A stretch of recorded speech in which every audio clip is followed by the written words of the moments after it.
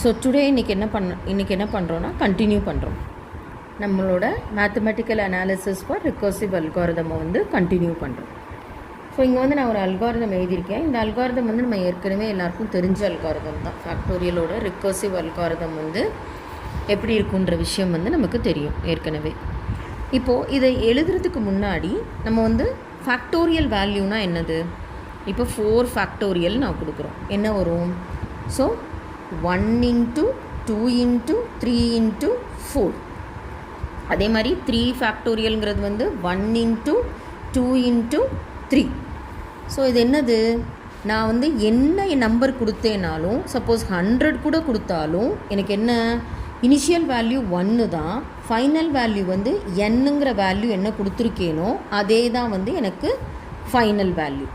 So இது initial value, starting value, initial value எல்லா வேல்யூக்குமே 1 1 தான்.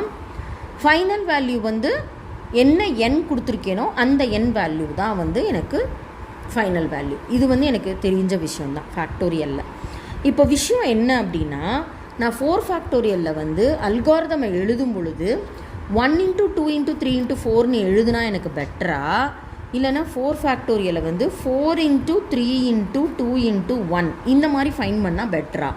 இப்படி ஃபைன் பண்ணால் எனக்கு என்ன யூசேஜ், நான் ஏன் வந்து இந்த மாதிரி கண்டுபிடிக்கிறேன், ஏன் வந்து இந்த ஃபார்மேட்டுக்கு நான் எழுதணுமா, ரிகர்சிவாக எழுதும்போது இதை நான் கன்சிடர் பண்ணணுமா அப்படின்னா ஆமாம், கண்டிப்பாக நம்ம கன்சிடர் பண்ணணும்.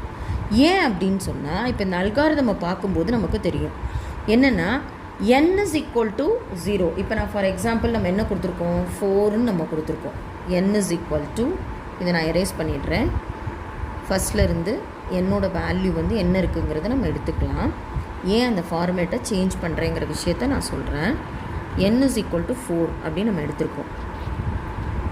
ஸோ இந்த இடத்துல நான் செக் பண்ணுறேன் கண்டிஷனை, n is equal to 0வா கிடையாது, n is equal to 4.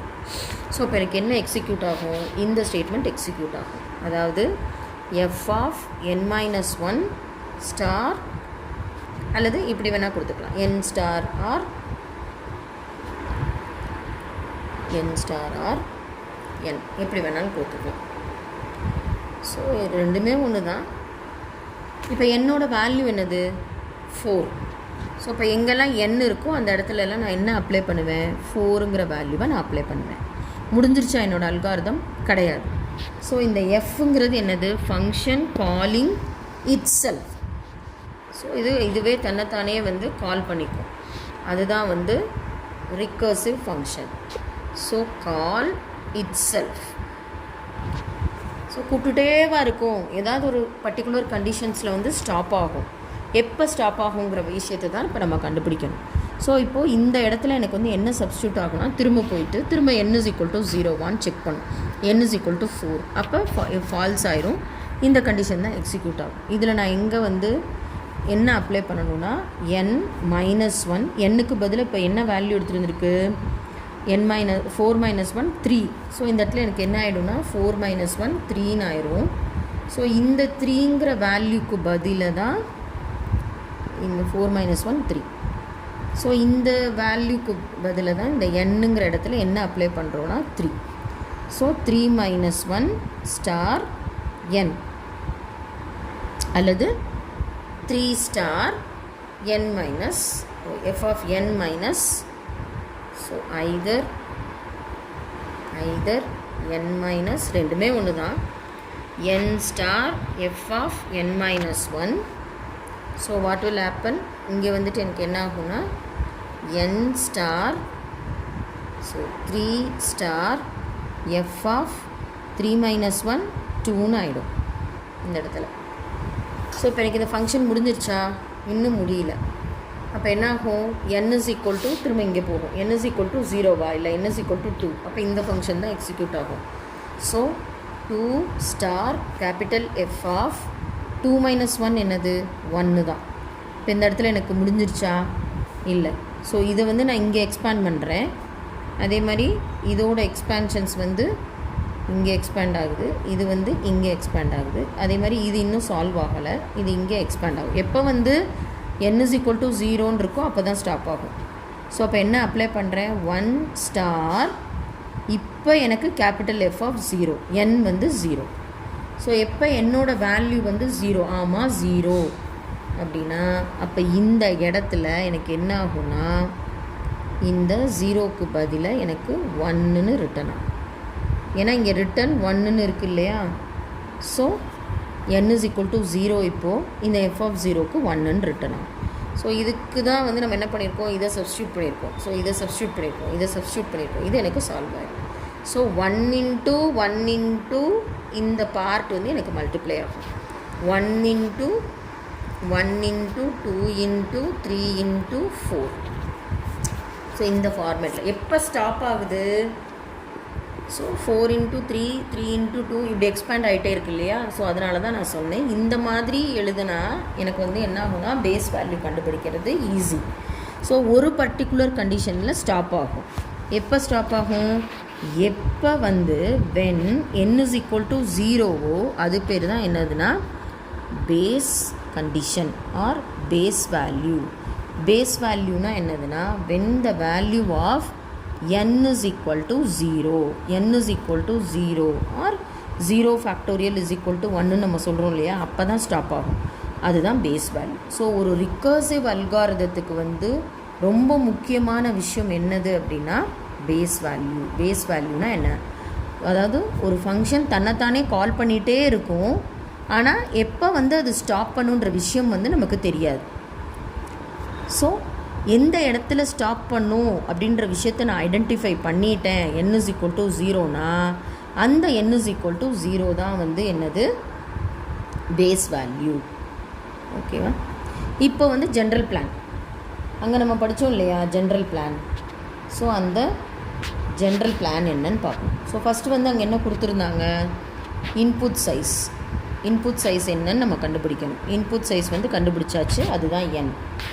Second one என்னது, பேசிக் ஆப்ரேஷன். பேசிக் ஆப்ரேஷன் என்னது, n ஃபேக்டோரியல்னால் என்ன பண்ணுறோம், ஸோ 4 இன்ட்டு 3 திரும்ப என்ன பண்ணுறோம் 3 இன்ட்டு 2 இன்ட்டு 1. ஸோ மல்டிப்ளிகேஷனுங்கிற ஒரு ஆப்ரேஷனை தான் நம்ம வந்து எத்தனை டைம் பண்ணுறோம், n டைம்ஸ் பண்ணுறோம். அதுதான் பேசிக் operation multiplication. So third one என்னதுன்னா ஹவு மெனி டைம்ஸ் வந்து நம்ம வந்து இந்த பேசிக் ஆப்ரேஷன்ஸை பண்ணுறோம் அப்படின்றது. ஸோ இப்போ n ஃபேக்டோரியலுங்கிறது என்னது 4. அப்போ இங்கே n வந்து என்னது 4. அடுத்து 3 வந்து என்னது 3ங்கிறது வந்து n-1. இந்த n-1 தான் இப்போ n ஆகுது. இப்போ 3 என்ன பண்ணுவோம், திரும்ப அகெயின் என்னன்னு ஆகிடும் இல்லையா. ஸோ திரும்ப அதை n-1 பண்ணுவோம். So each and every time இந்த 3ங்கிறது கரண்ட்டாக என்ன ஆகிடும், n-1 தான் இப்போ என்ன ஆகிடும். திரும்ப இது என்ன பண்ணுவோம் n-1 which becomes the n. So n into n-1 that is இங்கே பேசிக் ஆப்ரேஷனுங்கிறது வந்து என்னது n into f of n-1 times நம்ம இந்த பேசிக் ஆப்ரேஷன்ஸை ஃபார்ம் பண்ணலாம். அப்போ இதுக்கு ரெக்கரன்ஸ் ரிலேஷன் எப்படி நம்ம ஃபார்ம் பண்ணலாம், m of nங்கிறது வந்து ரெக்கரன்ஸ் ரிலேஷன். ரிக்கர்சிவ் அல்காரிதம் எத்தனை டைம்ஸ் மல்டிபிள் ஆகுது, m of n-1 time multiple ஆகுது. ஓகேவா. ப்ளஸ் அந்த n இருக்கு இல்லையா, nங்கிறது என்னது, இந்த nங்கிறது என்னது நம்ம இந்த பக்கம் கண்டுபிடிக்கிறோம் இல்லையா, 4 இன்ட்டு 3 இன்ட்டு 2 இன்ட்டு ஒரு கான்ஸ்டன்ட் வேல்யூ தான்.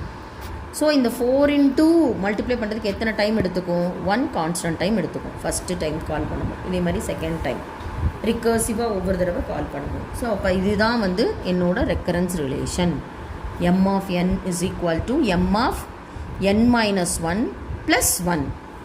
இன்னொரு முக்கியமான விஷயம் இந்த ரெக்கரன்ஸ் ரிலேஷனில் என்ன சால்வ் பண்ணணும்னா இனிஷியல் கண்டிஷன் வந்து எதை பேஸ் பண்ணி இருக்கும் அப்படின்னா பேஸ் வேல்யூனா என்ன, ஒரு ஃபங்க்ஷன் தன்னைத்தானே கால் பண்ணிக்கும் போது எப்போ வந்து ஸ்டாப் ஆகும் அப்படின்ற விஷயந்தான். n வந்து 0வாக இருந்துச்சுன்னா ரிட்டன் 1. ஸோ எப்போ வந்து என்னோடய வேல்யூ வந்து 0வாக இருக்கோ ஸோ அப்போ அந்த இடத்துல எனக்கு என்ன தேவையில்லை, 0னா என்ன அர்த்தம், எதுவுமே இல்லை. அப்போ எந்த மல்டிப்ளிகேஷனுமே எனக்கு தேவையில்லை. ஸோ எதுவுமே இல்லை அப்படின்னா எனக்கு எந்த மல்டிப்ளிகேஷனுமே தேவையில்லை. So m of 0 is equal to 0 is the initial condition. So இப்போ இதோட recurrence relation எப்படி ஃபார்ம் பண்ணலாம் அப்படின்னா இந்த recurrence relation m of n is equal to m of n minus 1 plus 1 initial condition m of 0 is equal to 0 for n greater than 0 இந்த condition. இது 0வாக இருந்தால் 0 மட்டும்தான். ஓகே, நான் இப்போ இதை எப்படி சால்வ் பண்ணுறது அப்படின்னா, ஸோ லாஸ்ட் ஸ்டெப் வந்து சால்வ் எப்படி பண்ணலாம். ஸோ 2 மெத்தட் இருக்குது. ஸோ ஒன்று வந்து சப்ஸ்டிடியூஷன் மெத்தடு, இன்னொன்று வந்து மாஸ்டர் தியரம் அப்படின்ற மெத்தட். ஸோ ஃபர்ஸ்ட் மெத்தட் வந்து சப்ஸ்டிடியூஷன் மெத்தடு. சப்ஸ்டிடியூஷன் மெத்தடுன்னு எடுத்துக்கிறேன்.